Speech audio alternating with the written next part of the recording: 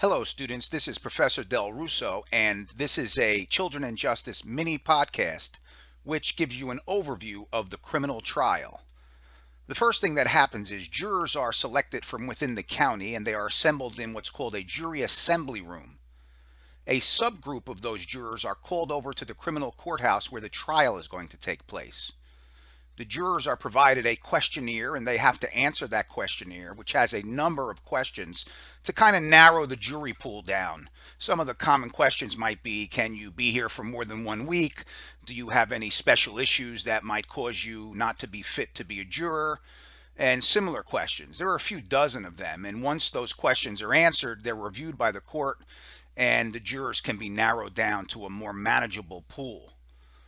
Once the jurors are narrowed down and they remain in the courtroom, the ones who made the cut, so to speak, there's what's called the voir dire, which is simply a process of questioning the jurors that are left, and the focus is on fairness and impartiality. The judge is the person who will conduct that inquiry, although the lawyers are free to submit questions in advance, and during the process, they may ask the court to ask follow-up questions of the jury. Now, other states do things differently. In other states, the lawyers are the persons who voir dire the jurors, and the judge may step in now and then. But the process in New Jersey has the judge in control. And again, the focus is on whether the jurors can be fair or whether there's something about the juror, their lifestyle, their education, their background, where they live, that would cause them to be not a good juror for this case. And again, the focus is on fairness and impartiality. Some of the questions that are asked include, are you familiar with any of the parties in the case? Obviously, someone who has a relationship with any one of the litigants. And we're talking about a criminal trial here. So if any of the jurors know the defendant or the prosecutor or the judge or any of the witnesses who might testify, the court will then question that juror further to see what the depth of their relationship is. If they just heard about them or they know that they live down the block but they don't have a social relationship with them, then the judge might leave them on and leave it up to the lawyers to challenge those jurors later on. And I will describe to you how lawyers challenge jurors in a moment. Another question that's very common is whether a juror has ever been a victim of a crime. Since this is a criminal trial, the court wants to question the jurors about their status as a victim, what kind of crime it was, how they felt about it, whether that case ever went to court, what the outcome was. Did they feel that the court system did a good job? Did they feel that they were treated unfairly by the system? Another common question is whether the jurors have any law enforcement in their family, or whether they have any close friends that are members of law enforcement. Because in the typical criminal trial, you may have one or more police officers or members of law enforcement who might testify. So simply because you have a friend who's a police officer doesn't excuse you from serving on a jury, but the court will certainly inquire further about the depth of that relationship and then ask you the most common question of a juror is, do you believe that your relationship with Officer X would cause you to be unfair or impartial? And then the court will weigh the juror's response to that question. Another example of a question that might be asked is whether any of the jurors are familiar with the crime scene. Now, I tried a sexual assault case a couple of years ago where a young woman was sexually assaulted at gunpoint by two men in the area of 10th Avenue in Paterson, New Jersey. And the area where the crime took place, 10th Avenue, was going to be the center of the prosecution. And there were witnesses who lived in that area, the conditions of that street, the lighting conditions, the width of the street itself, how close the houses were together, all might have factored into the equation during the prosecution. So the judge asked whether any jurors were familiar with the crime scene. And if jurors routinely went to 10th Avenue in Paterson, or they lived on 10th Avenue in Paterson, or near 10th Avenue in Paterson, the judge would question them further about the issue of familiarity with the crime scene. Because, again, we want jurors who are fair, we want jurors who are impartial, and we want jurors who won't carry any extra weight in the jury room.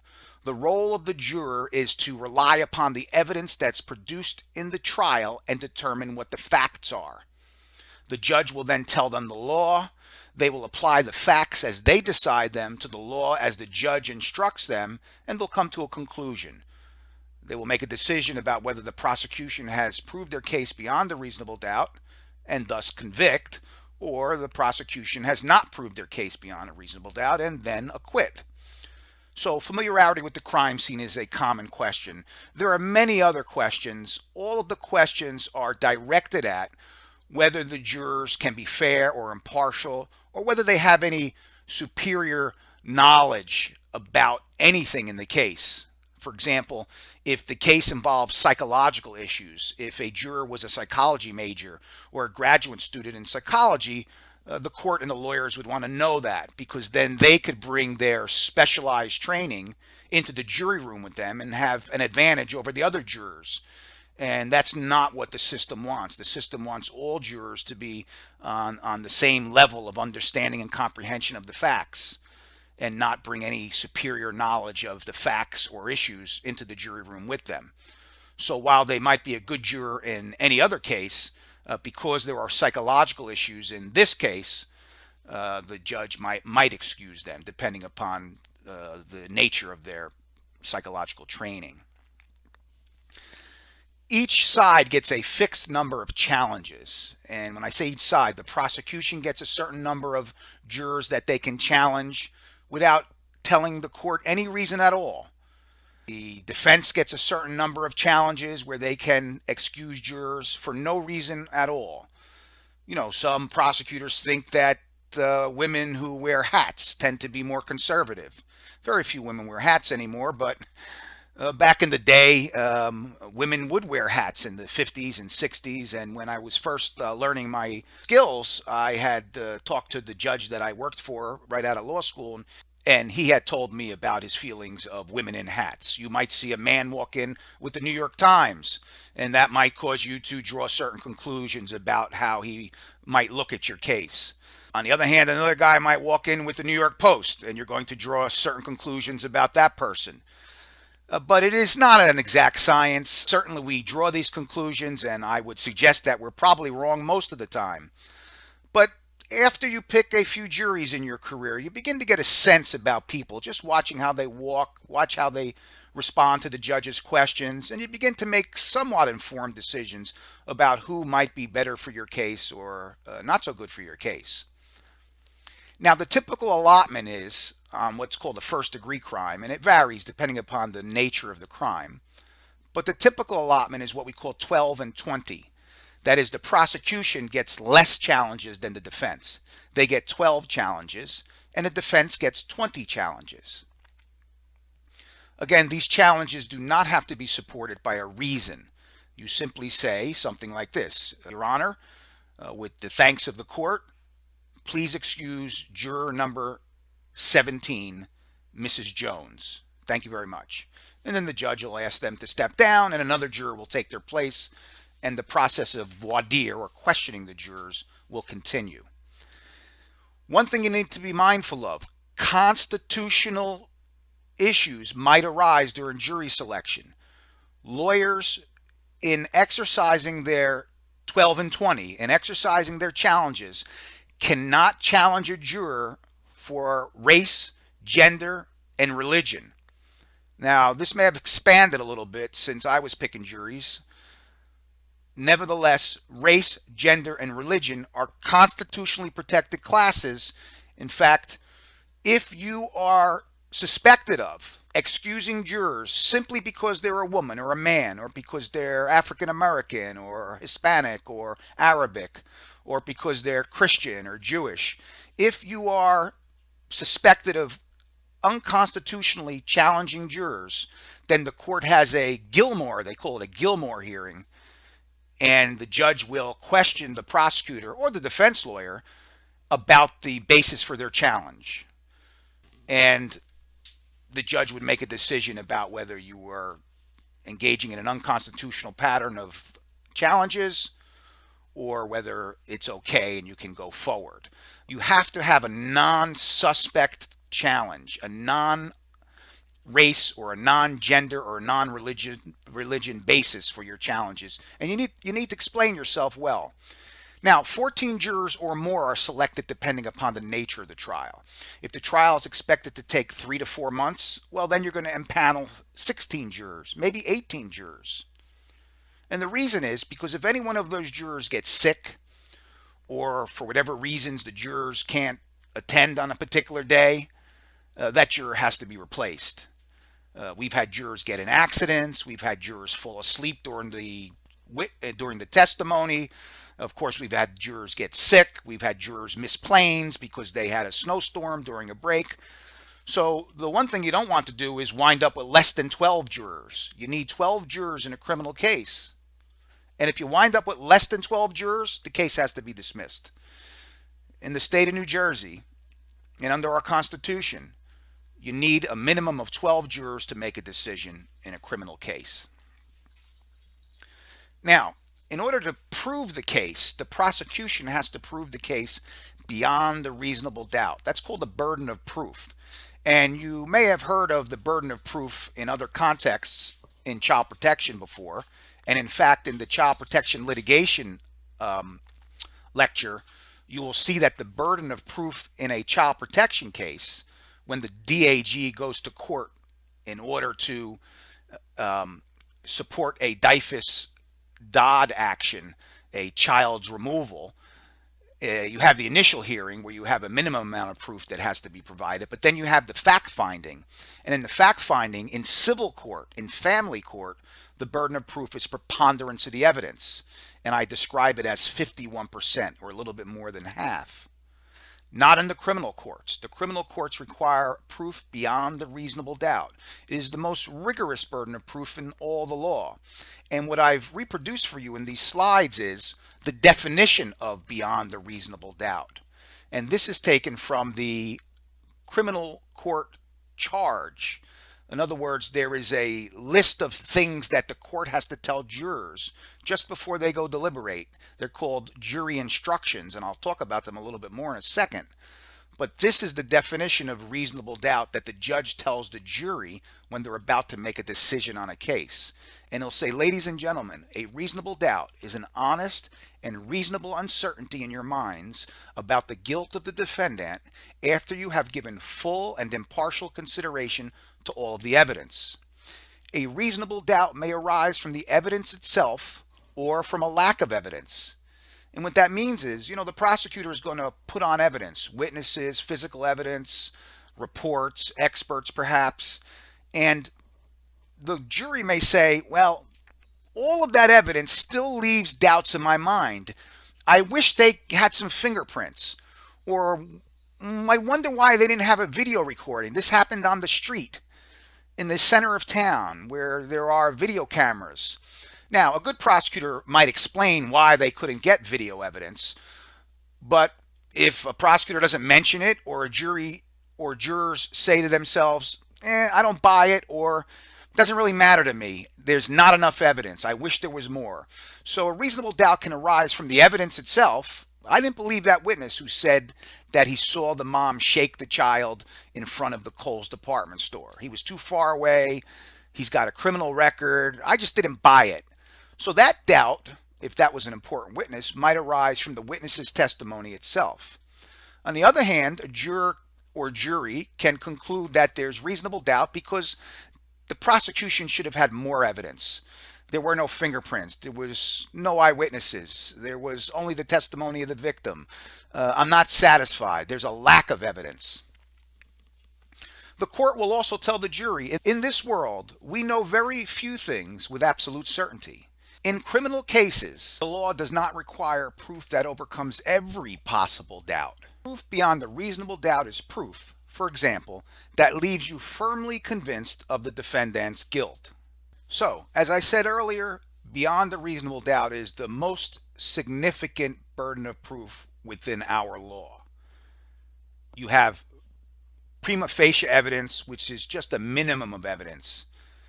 Just some evidence, and usually that's at the very beginning of a case in order to get the case moving along, or in order to file a complaint in some civil contexts. Then you have what the burden of proof is, as I said, also in the civil case, the family court case, by a preponderance of the evidence, 51% or a little bit more than half. And then you have a burden of proof called clear and convincing evidence. Now, that's more significant than preponderance of the evidence, but less rigorous than beyond a reasonable doubt. Now, these things aren't scientific. You can't quantify them. You have to look at them relative to one another if you were a juror or a judge, and then decide what it means, what the burden of proof means in this kind of case. So you have prima facie evidence, you have preponderance of the evidence, you have this more rigorous one called clear and convincing evidence. And you see that in the civil court where the stakes are really high. For example, in a termination of parental rights. In a termination of parental rights or guardianship hearing within child protection, the burden of proof is clear and convincing evidence. It's more significant than preponderance because in that case, you're going to take away a parent's rights to raise their child and have a relationship with their child for the rest of their life. So that's a big deal. And that requires clear and convincing evidence. And the biggest deal of all, obviously, is the criminal trial, where the outcome impacts a defendant or a person's liberty. They can be put in jail, and in some states, they can be executed still. So the burden of proof in a criminal case is the most significant. It's called beyond a reasonable doubt. Let's take a look at what beyond a reasonable doubt applies to in the criminal courts. I'm going to use my example from a little bit earlier where two men took a young woman and grabbed her on the street on 10th Avenue in Patterson at gunpoint. And they took her behind a home at gunpoint and they sexually assaulted her and they penetrated her vaginally and anally. And then after that, they took her from behind the house back onto 10th Avenue and escorted her down the street, the two of them at gunpoint, towards Route 20 in Patterson, where they were going to take her into an open field and kill her. It was raining heavy that night, so it was hard to see because the rain was coming down. It wasn't raining heavy the entire time they were with her, but as they were ushering her down 10th Avenue towards Route 20, it began to rain even more, and by the luck of God, she was able to break free from their grasp, and she ran in the middle of Route 20 and flagged down some cars. So you have allegedly an aggravated sexual assault there. She was sexually penetrated behind the house. And in order to prove that case under New Jersey law, you would need to prove the elements of aggravated sexual assault. Every crime has words that describe the crime, a definition, if you will. And there are material words or important words in every definition. And the prosecution has to prove every important element beyond a reasonable doubt in a criminal statute. So, using the hypothetical of the woman who was raped and sexually assaulted and marched down towards Route 20, who broke free, she would be a victim of an aggravated sexual assault, which requires that the prosecution prove sexual penetration beyond a reasonable doubt, force or coercion beyond a reasonable doubt, and that the perpetrators had a weapon beyond a reasonable doubt. Now, if the prosecution can't prove any one of these three elements, any one of them beyond a reasonable doubt, the jury has to find that the defendants are not guilty. Now, that doesn't mean the perpetrators go free, because there is another crime that the defendants were charged with in this case called sexual assault. And that has one less element. That is sexual penetration by force or coercion. That is a less serious offense, but it is one that they were charged with it as well. So with regard to the aggravated sexual assault, again, if the prosecutor cannot prove all three elements, then the jury has to find the defendants not guilty. And that's what we mean by every element must be proved beyond a reasonable doubt. Now, maybe the victim testifies quite compellingly that she was sexually penetrated. Perhaps there's medical evidence. Perhaps there's a witness. Perhaps the fact that she was taken in back of the house and penetrated without her consent would provide the basis for force or coercion. You have those two elements. Perhaps the witness's testimony about the weapon was a little sketchy. She didn't actually see the weapon. They had their hands inside their jackets. The rain was coming down heavy and it was getting into her eyes. So the jury might conclude that the penetration was proven, the force or coercion was proven, but the weapon was not proven beyond a reasonable doubt. And thus, they would have to find a not guilty on the aggravated sexual assault. And then they would probably go down to the sexual assault, which requires only two elements, penetration and force or coercion. So now the jury has been selected. They have been sworn in by the court. There's 14 of them in the box. What happens next? Well, the next step is what we call the opening statements. The prosecutor goes first, and typically the person who goes first is the person with the burden of proof. And in a criminal case, the burden of proof is on the prosecution. So the prosecutor goes first, and they explain to the jury what is expected to be proven. Typically, they'll tell the story of the case. They will outline the facts of the case, and the facts have to make a case for, in the example I gave you, aggravated sexual assault. They have to tell a narrative that has facts which support the charges for which the defendants are accused. So they would talk about the penetration, they talk about the force or coercion, and they would talk about the weapon. And they would tell the story about how the woman went to her friend's house, she was watching television with them, she got her hair fixed. After that, she felt it was going to rain, so she began walking down 10th Avenue. And then these two men came up to her. One of them said this, the other one pulled out a gun. They grabbed her by the arm, they start screaming at her, and you tell the story of the case, what happened, how it ended, and then you might explain to the jury a little bit about the process. That the defense is going to talk to you next. They're going to talk about something a little different. You're going to hear from a number of witnesses besides Miss X, who was the victim in this case. You're going to hear from an expert. You're going to hear from an expert on DNA. The prosecutor will not only tell the factual narrative of the case, but probably give a little bit of a preview into the kinds of witnesses that they might listen to on the witness stand. The prosecution tends to be a lot more specific than the defense, because the defense has to be very flexible in their case.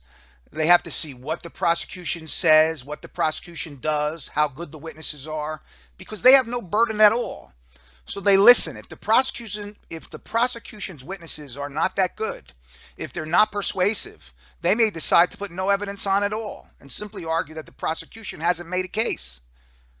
Or if the prosecution's case is very powerful, the witnesses do a lot better than the defendant expected, well, then the defense might put on some witnesses.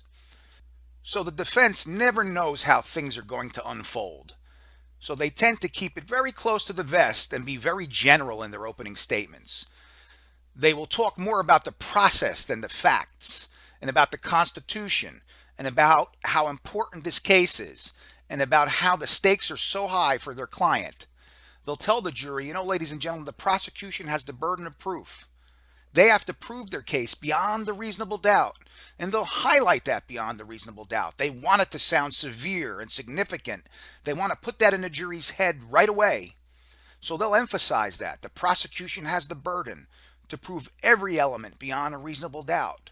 The defendant has no burden. The defendant doesn't even have to be here. The defendant can do a crossword puzzle. The defendant could not pay attention. The defendant doesn't have to put on any witnesses. The burden is always on the prosecution. The defendant has something that's very important, ladies and gentlemen, the defense might say, and it's very typical that they'll say things like this. They'll talk about how great America is, how great the Constitution is, how important it is that they abide by the judge's instruction that their client has the presumption of innocence. And they'll talk about what the presumption of innocence means. For example, they might say, my client, Johnny Dragone, sits here, ladies and gentlemen, innocent of the crime of which he's accused. And you have to listen to the evidence that the prosecutor puts on in this case. And the entire time you listen to the witnesses, you have to assume that my client is innocent, because he is innocent. He's innocent when the prosecutor opens, when the prosecutor puts on witnesses, when I might put on my witnesses, when the judge instructs you. The entire time he is innocent. And you are required to presume that he's innocent throughout the entire case until you reach your verdict. And there's very important reasons why we have the presumption of innocence. Any one of us can be dragged from our home by law enforcement and be accused of a crime. And we live in a country where we don't have to fight our way out of the courtroom, where we don't have to prove we're innocent. We don't have to convince people that we didn't do it. The prosecution has to prove we did do it. That's, ladies and gentlemen, the presumption of innocence. So they'll talk about that. And in talking about the burden of the prosecution, they'll also talk about the inadequacy of the evidence. Now, while I said they don't want to talk about the facts too much, they know everything the prosecution has. It's simply the manner in which they produce it and the quality of that information. You know, whether the witnesses are persuasive, whether the experts do a good job. That's the unknown for the defense. But what the defense does know is what's going to happen. How good it is, how impactful it is, they don't know quite yet. But they know that the prosecutor is going to put on witness A, B, and C. They know that there's no fingerprints. They know that there's no DNA. They know that there's no video camera evidence. So they're going to highlight that. That's something that's factual that they're probably going to mention. So they may say something like this: ladies and gentlemen, my client, Johnny Dragone, sits here accused of aggravated sexual assault. And you know what, ladies and gentlemen? The prosecution is going to attempt to prove their case against my client solely based upon the testimony of the victim. The only evidence that you're going to have that my client raped the victim in this case is her testimony, nothing more. And I want you to pay close attention to what she says, because she's not a very persuasive witness. It's only her testimony. There's no DNA in this case, ladies and gentlemen. This would be a much different case if there were, but you're not going to hear one witness take the witness stand and ever mention the words DNA, because they don't have any. Something else that you're not going to hear about in this case, ladies and gentlemen: eyewitnesses. Not one eyewitness. You're not going to hear from someone other than the victim in this case to say what happened that day. Someone who's independent. Someone who doesn't have an interest in the outcome. It's not going to happen because the government has no eyewitnesses. And that is the defense focusing on the last bullet point, the inadequacy of the evidence. And it's very common and very persuasive at times. You might also notice in a set of opening statements that the prosecution typically uses the word defendant to describe the person accused. They don't want to humanize him. They want to describe him as a defendant, which has a negative connotation, which creates a strong inference that he's guilty. They certainly don't want to call him by his name. On the other hand, the defendant's going to call him by his name. He's going to walk over to him, and at times during the opening statements, he may even put his hand on his shoulder, and he may describe what kind of guy he was and how he is sitting here with his life in the jury's hands, and that the only thing standing between him and a conviction is their common sense, their wisdom, their good conscience. So he wants to emphasize to the jury that this guy could be them, that he's a person, that he's Johnny Dragone. Now, there are a number of strategies that prosecutors and defense lawyers use to leverage their presentation. There are a number of different ways that they use language, where they stand, how they raise and lower their voices. That all aids them in their advocacy. I just gave you a few samples, but there are many, many more. Let's take a look at the prosecution sequence. Well, the prosecutor, as you might expect, presents witnesses. We call these witnesses testimonial evidence. What witnesses say in the courtroom is a form of evidence. It's called testimonial evidence. And witnesses are broken down into lay witnesses and expert witnesses. Lay witnesses are witnesses who testify about what they saw, what they heard, what they sensed through their smell, through their other physical senses. Expert witnesses are quite different. Expert witnesses typically have a very special connection to the case on a very narrow issue. They don't know about the case and were called into the case to evaluate something that the jury might have difficulty understanding, something that's beyond the comprehension of the average person. Again, a lay witness is somebody who's connected to the case. They're a witness who saw something or heard something. They're involved in some way. An expert witness is typically someone who's called into the case to educate the jury about an issue that is difficult for average people to understand, but is important to the outcome for both sides in many cases. Now, in a child abuse case, you may sometimes hear about an expert on the child sexual abuse accommodation syndrome. And we'll talk about that in more detail later in this course, but the syndrome has a role in some criminal trials, particularly incest cases and intrafamilial sexual abuse. And a child sexual abuse accommodation expert would not know any of the facts of the case. They would simply testify about the syndrome and what it means and educate the jury about how kids respond to sexual abuse, the kinds of things that they do and they don't do, that they don't tell right away, that they sometimes take back what they told, that they feel that they are responsible for their own victimization, and that may influence their behavior at times. So that would be an expert witness. They weren't there on the day that the molestation took place. They're an expert who's called in to educate the jury. Similarly, in my example of the woman who was sexually assaulted off of 10th Avenue in Patterson, in that case, I had, with regard to one of the defendants, some what's called mitochondrial DNA.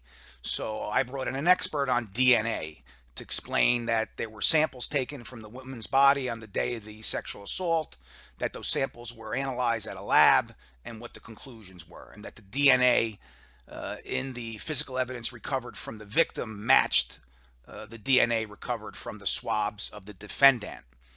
So an expert on DNA might testify, for example, or an expert on the medical aspects of physical abuse, whether an injury to a small child is abusive or could be accidental. Another medical aspect that's sometimes the subject of a criminal prosecution is an expert on what was called shaken infant impact syndrome. It's now referred to as abusive head trauma. And that's a particular group of injuries that occur to small children when they are swung or shaken. It is a brain injury case, and you might bring in an expert witness to talk about what those injuries are, how they occur, and the damage that they can cause. So you can see expert witnesses are different from lay witnesses. I gave you an example of a few kinds of expert witnesses. Another kind of evidence the prosecution might offer is physical evidence. Photographs of the scene on 10th Avenue, what the street looks like at 10 o'clock at night, what the back of the house looked like where the woman was sexually assaulted, what the area where the woman fled looks like near Route 20. There was a handgun recovered in the case. That handgun would be brought to court.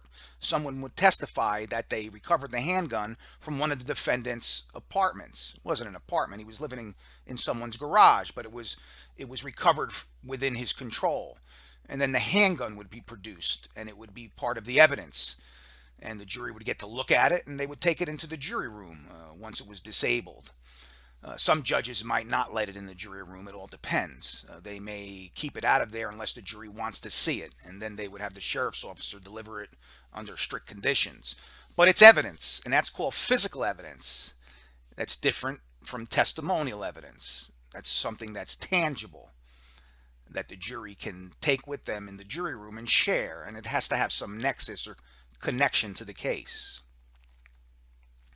Now, I told you earlier that the defense has no obligation to present any evidence, and in very many cases, they don't present any evidence.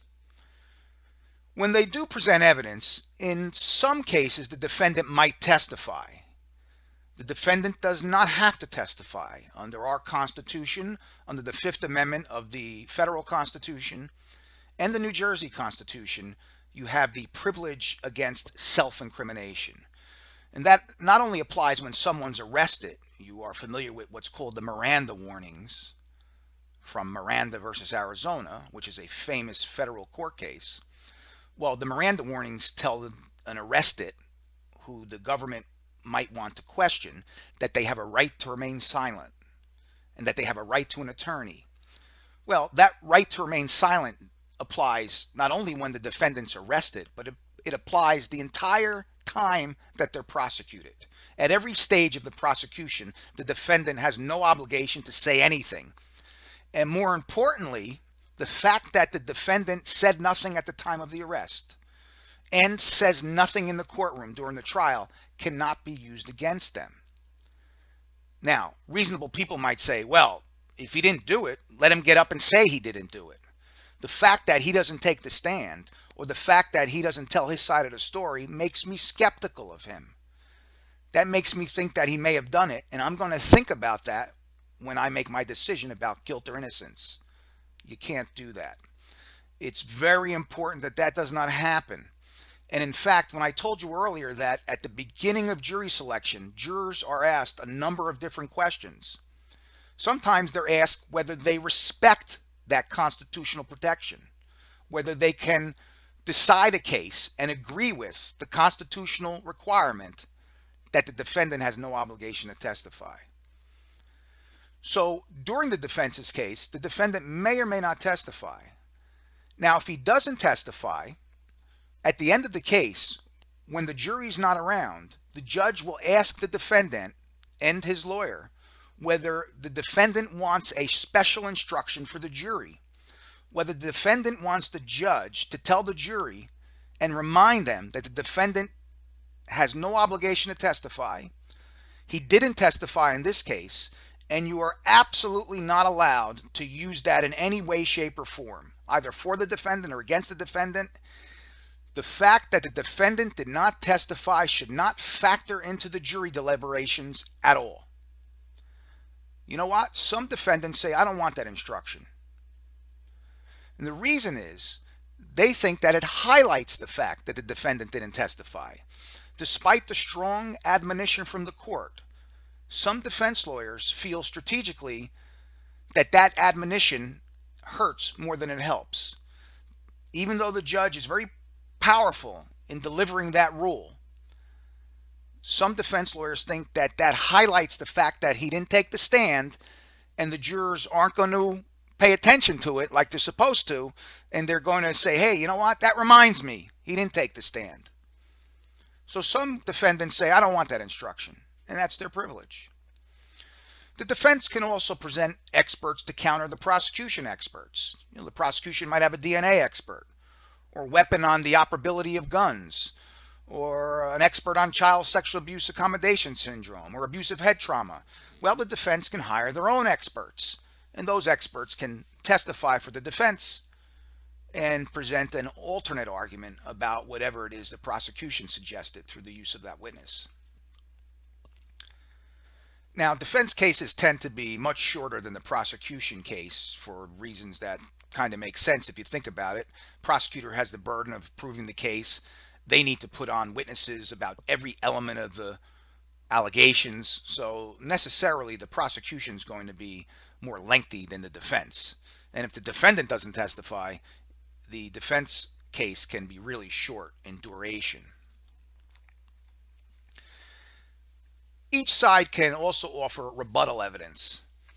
If the defendant puts on a witness that talks about the weather that day and they make some points that were not made in the prosecution's side of the case, well, the prosecution can then put on a weather expert in rebuttal to the defense's expert. Or any kind of witness might be put on the witness stand in rebuttal. So prosecutor goes first, defendant goes next.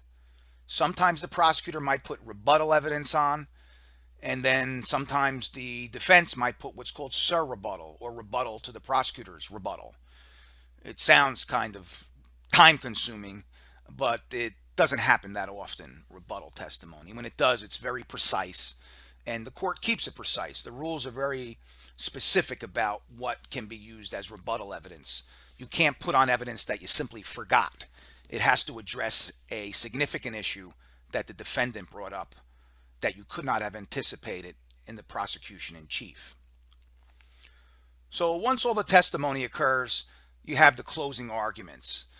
Now here, each side gives their closing remarks and they offer their perspective on the evidence. This is a little bit more detailed. It follows the evidence a little bit more than the opening remarks because people have testified. And the prosecution will highlight the quality of their evidence and argue that it proves their case beyond a reasonable doubt. They'll reflect back on the witnesses and talk about how good they were and how persuasive they were and the fact that they didn't have any motive to lie or to mislead the jury. On the other hand, the defense will focus on the inadequacies of the prosecution case.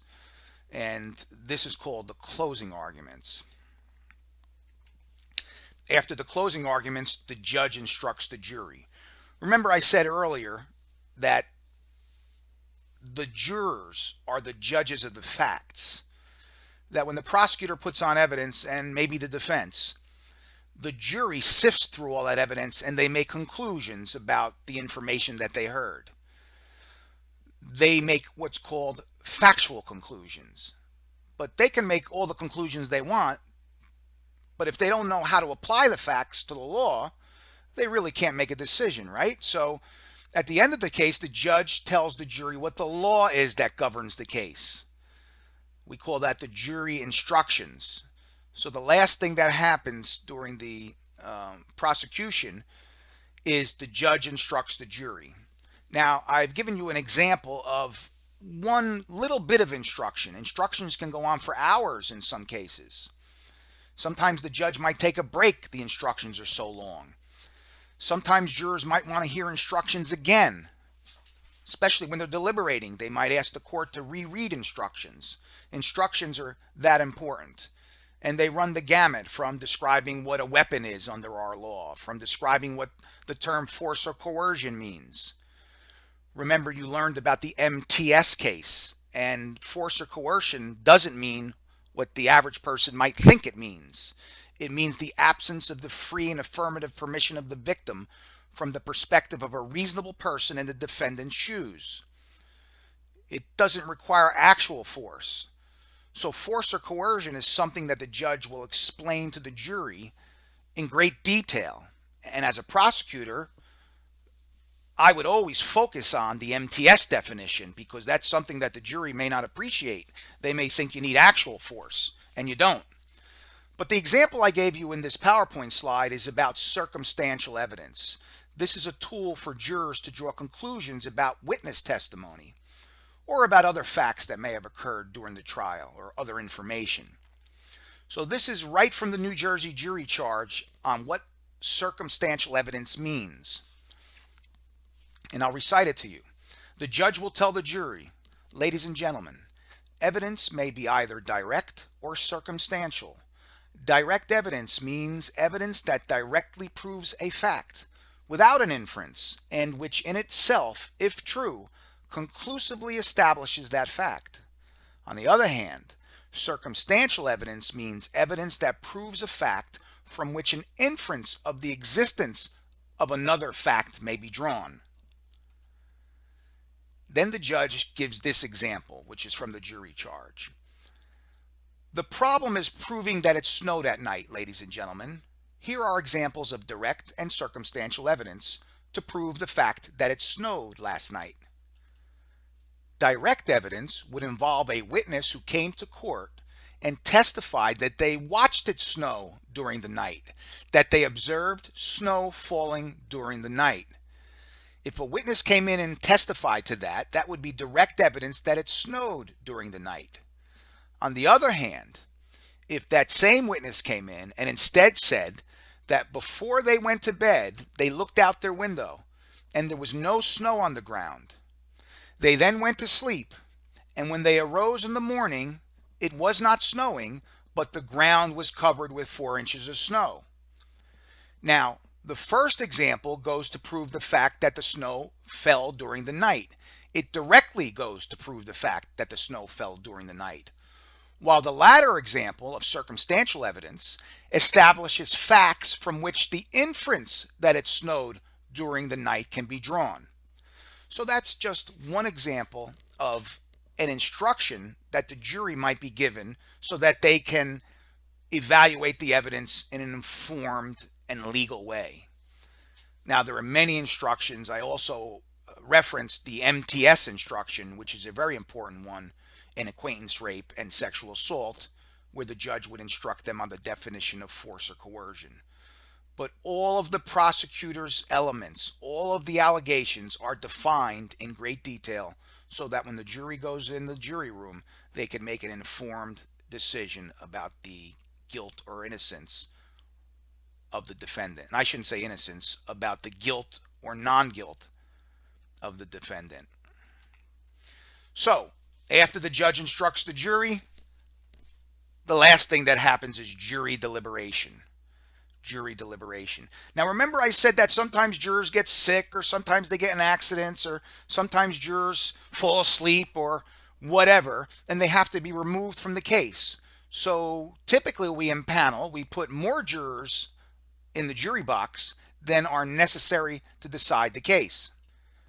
So what the judge has to do now is select what are called alternate jurors. Alternate jurors. So that we have the required number of jurors to deliberate and make the decision as to guilt or innocence. Now, if you had 16 jurors listening to the case, then you would pick 4 alternates. If there were 14 jurors listening to the case, you'd pick 2 alternates. Now, throughout most of my career, there was a wooden barrel that would spin, and the jurors' names were on little slips of paper, and it would be spun around, and the clerk of the court would blindly stick their hand into the barrel, and they'd pull out a name, almost like pulling out a 50-50 ticket. And they'd say, juror number 12, you are selected as an alternate. Mr. Pasillo, we thank you for listening to the testimony. Please step down into the jury well, and I'll give you further instructions in a moment. And then they'd do it again. If there were 16 jurors, they would do it 4 times. Nowadays, they use a computer to tell us the names of the alternate jurors. Same outcome. Alternate jurors are selected. Now, they're not dismissed from the case. They go sit in the courtroom and they listen to the rest of the judge's instructions and preparations for jury deliberation.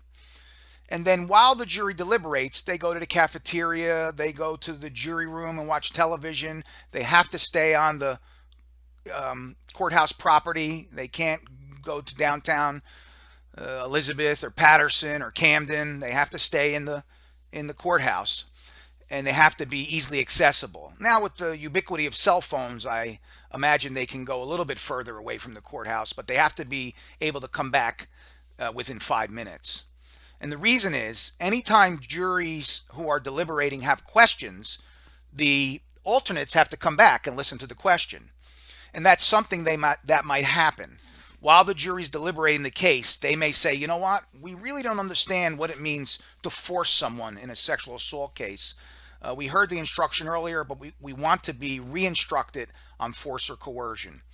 Or we're having trouble on the issue of the gun, and we want to hear the witness's testimony, the victim's testimony, about when she saw the handgun. And that requires the court stenographer to go back and look for all those sections of the victim's testimony where she refers to seeing the gun or perceiving the gun. And that could take 40 minutes to an hour or even longer sometimes.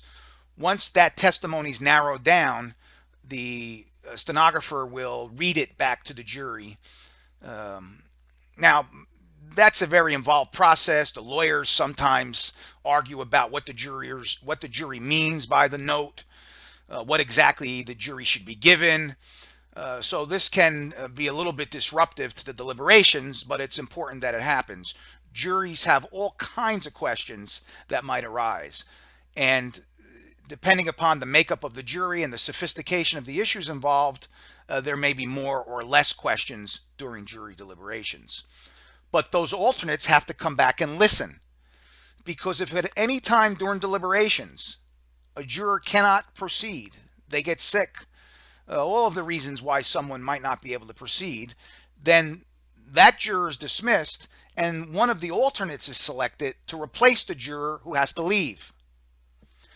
And interestingly, as difficult as it may sound, the alternate juror who replaces the juror who has to leave to make it 12 again has to start over. All of the jurors have to start over and deliberate anew, which can be very difficult, I imagine, although I've never talked to a juror about it. So in other words, if the jury can't say to the new juror, listen, we figured everything out except whether the defendants had a gun, so we're going to focus on that with you. No, you have to start over. Do we agree that the victim was attacked? Do we agree that she was moved behind the house? Do we agree that they pulled a gun? Do we agree that they penetrated her? They have to start all over again and begin their deliberations anew. Now, a unanimous verdict is required. All 12 jurors must agree on each element of an allegation to convict. So, sexual penetration by force or coercion with a weapon, the jurors have to decide beyond a reasonable doubt each element. That there was sexual penetration beyond a reasonable doubt, that force or coercion was used beyond a reasonable doubt, and that a handgun or gun was used beyond a reasonable doubt. If the jurors cannot agree, the jury is dismissed. Now, that's not going to happen the first day. If the jury's deliberating 3 or 4 days and they cannot agree, whether it's one person or 11 people, if they cannot agree, the judge will typically tell them that they have to go back and try to agree. If they can agree without doing violence to their conscience and their good sense, they have to go back and try again. But after a while, the judge gives them that instruction only so many times, and if they cannot agree, the jury is dismissed and what's called a mistrial is declared. And the case is over, and the defendant has dodged a bullet. He's not out in the clear. The case is not over. This particular prosecution of the case is over. And the prosecutor can decide whether they want to retry the case or dismiss it with prejudice. That is, it's never going to be tried again, and the defendant goes free.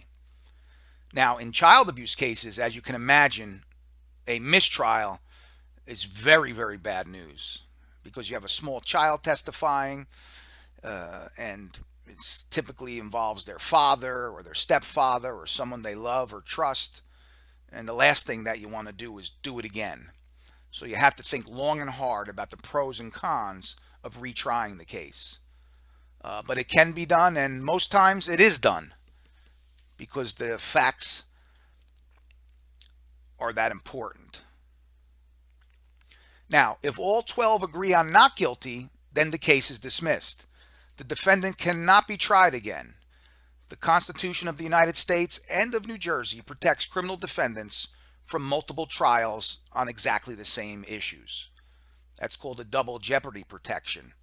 Now, that doesn't mean the person can't be tried in family court in a fact finding, or can't be tried in civil court for money damages. But that defendant can never be prosecuted again on the criminal charges. So either the 12 jurors agree unanimously that the guy is guilty of each and every element, or all 12 agree that he's not guilty, and then the charges are dismissed and he's what we call acquitted. And that's typically the end of the criminal prosecution. And I hope this gave you some insight into some of the common issues and common processes that occur in a criminal trial. If someone's convicted, then they will come back for sentencing at a later date, and we talk about sentencing in other modules in this course.